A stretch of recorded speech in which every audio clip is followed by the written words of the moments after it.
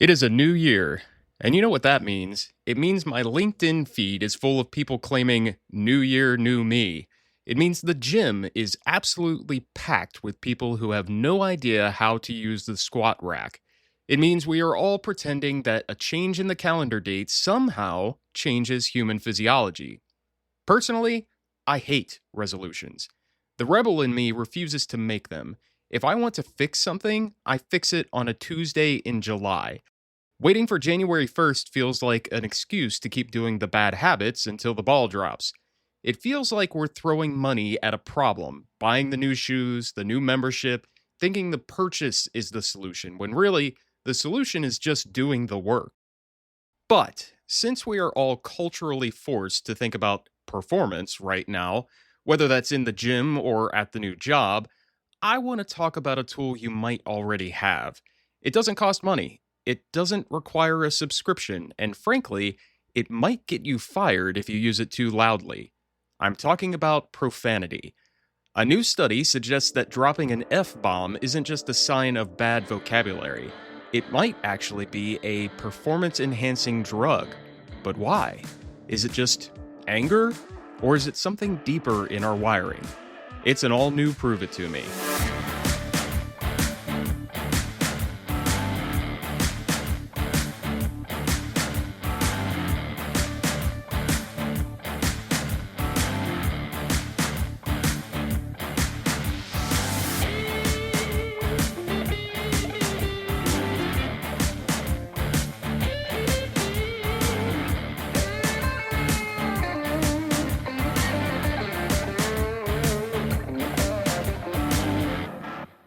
Hello, everyone, and welcome back to Prove It To Me. I'm your host, Dr. Matt Law.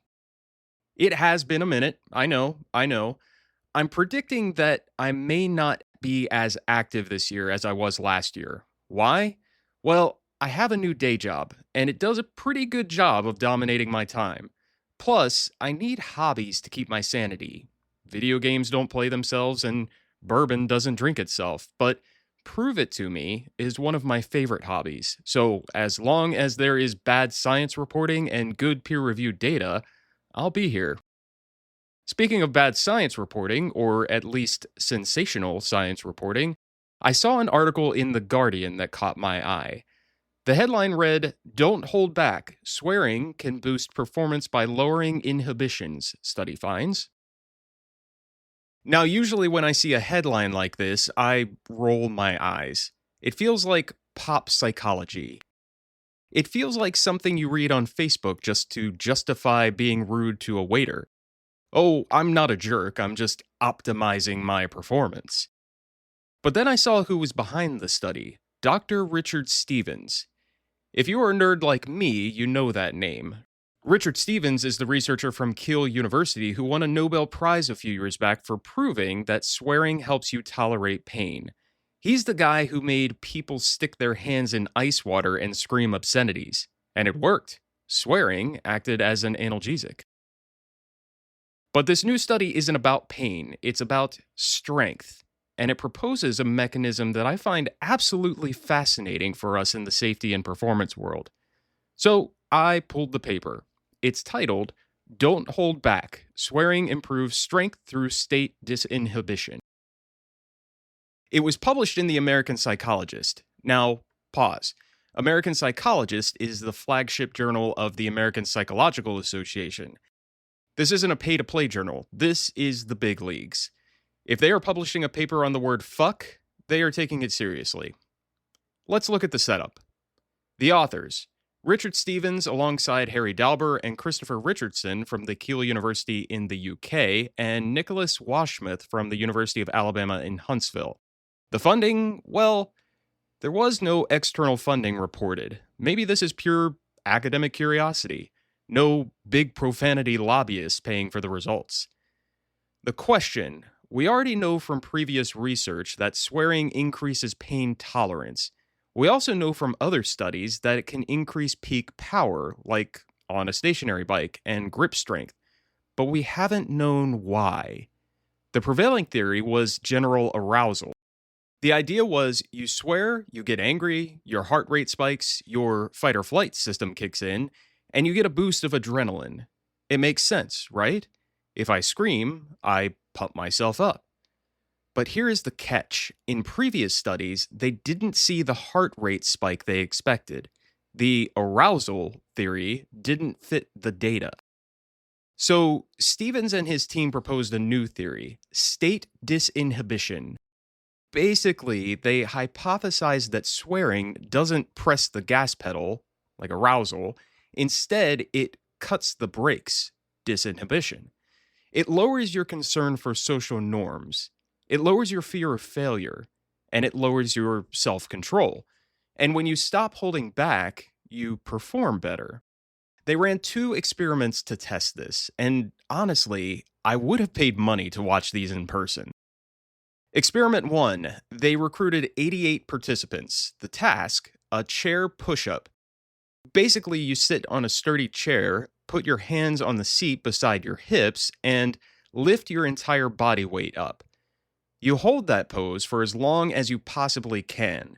This is an isometric hold. It burns, it hurts, it requires grit.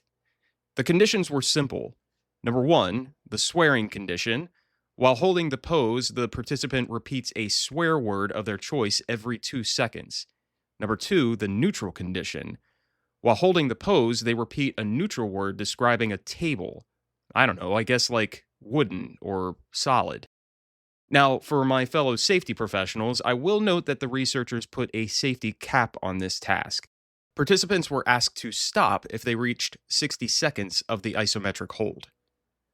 Experiment 2, they recruited another 94 participants, same task, same conditions, but they added different psychological measures to try to pinpoint the mechanism. The variables, they weren't just timing the hold, they were measuring variables linked to disinhibition. In experiment 1, they looked at things like humor, distraction, and psychological flow.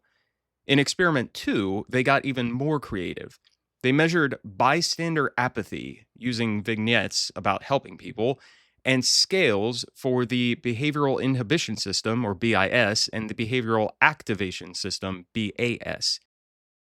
Basically, they wanted to know, does swearing make you care less about rules?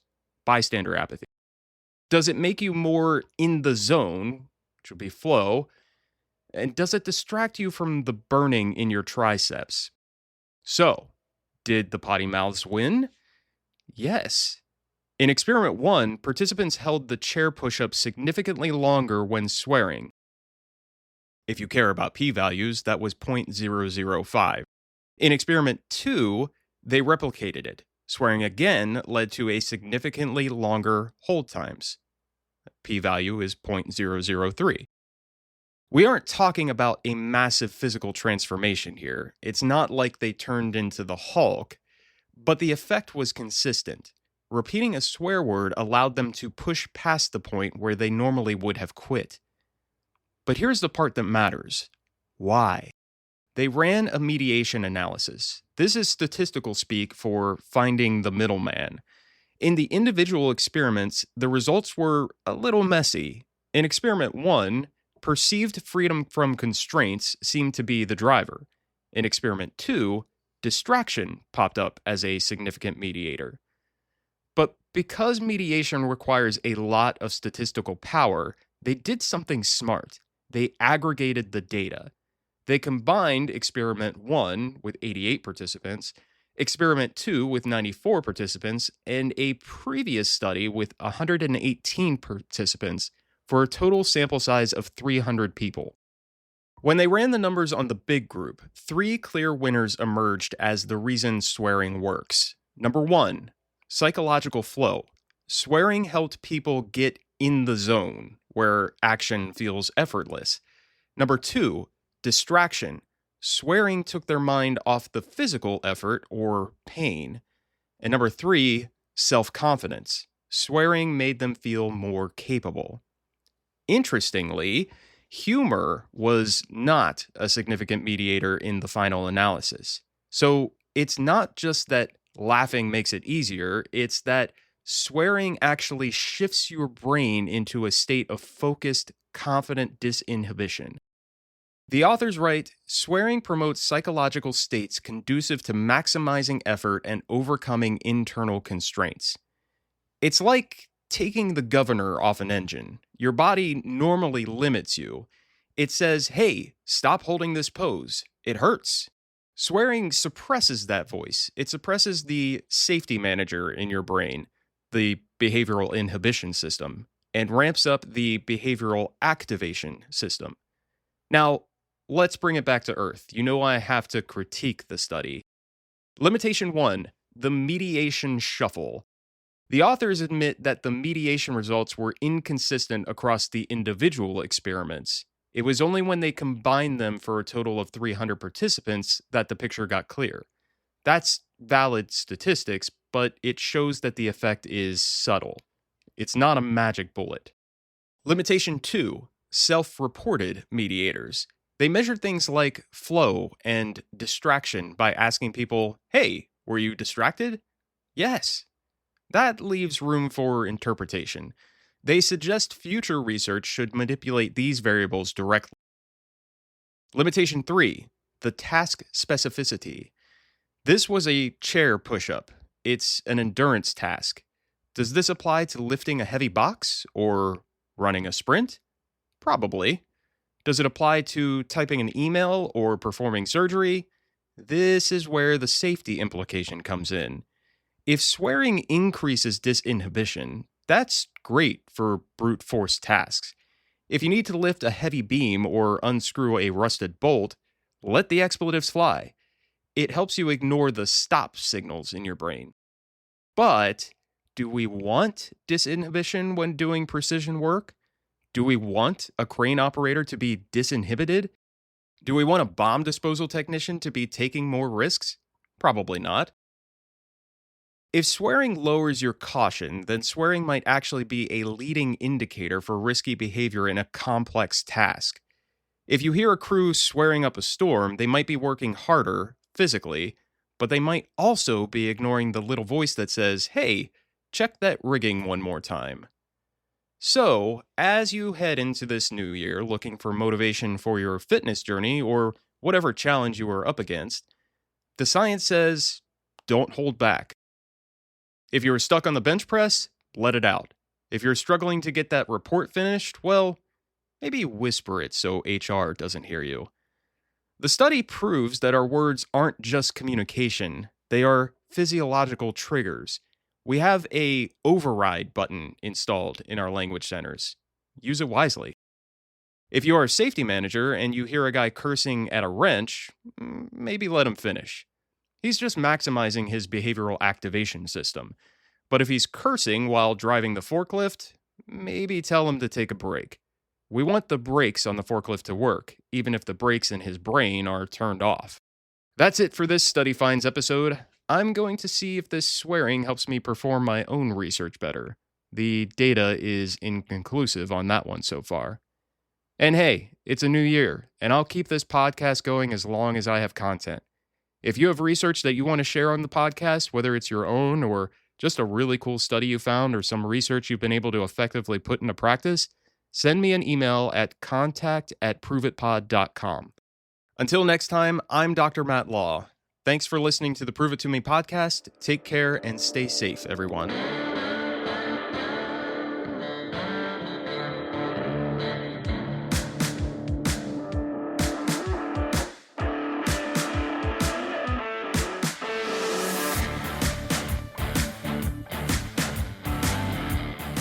Prove It To Me is produced by me, Matt Law. Original music by Wes London. You can find this podcast on Podbean, Apple Podcasts, Spotify, YouTube, Amazon Music, and iHeartRadio. Like what you've heard so far? Please like, subscribe, and follow wherever you get your podcasts, and leave a 5-star review on Apple Podcasts. Got questions about what we talked about or research that you want to share? Send an email to contact@proveitpod.com. The views and opinions expressed in this podcast are those of the host and its guests and do not necessarily represent the official position, opinion, or strategies of their employers or companies. Examples of research and data analysis discussed within this podcast are only examples. They should not be utilized in the real world as the only solution available, as they are based on very limited, often single use case, and sometimes dated information. Assumptions made within this discussion about research and data analyses are not necessarily representative of the position of the host, the guests, or their employers or companies. No part of this podcast may be reproduced, stored in a retrieval system, or transmitted in any form or by any means, mechanical, electronic, recording, or otherwise, without prior written permission of the creator of the podcast. The presentation of the content by the guests does not necessarily constitute an active endorsement of the content by the host.